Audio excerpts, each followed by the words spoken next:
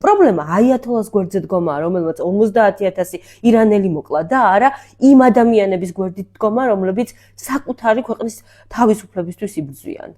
ათასობით ირანელი დახოცა აიათოლას რეჟიმმა და მას შესაძაც ჩვენ ნორმალურ ქართველებს ამაზე რეაქცია გვაქვს, ქართული ოცნება ტროლბოტობის ხელით გვეუბნება, რომ რანაირად დარდობთ მოკლულ ირანელებზე, მას შესაძაც ისინი ჩვენი ისტორიული მტრები არიანო.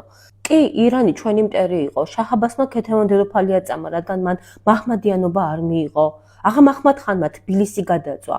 100 წლის მანძილზე აღმოსავლეთ საქართველოს სამეფო ტახტზე ქრისტიანი მეფე არ ასულა, მაგრამ იცით რა მაინტერესებს?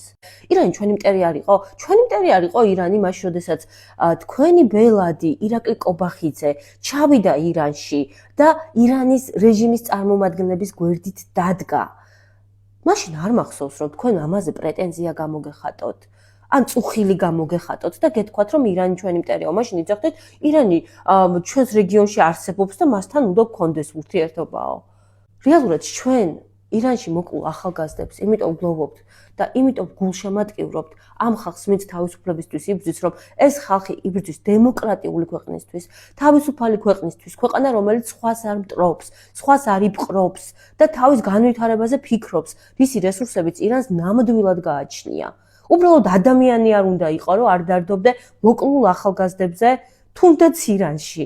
რა მნიშვნელობა აქვს, სად კლავენ? ის ადამიანები ხომ თავისუფლების იდეას ეწირებიან.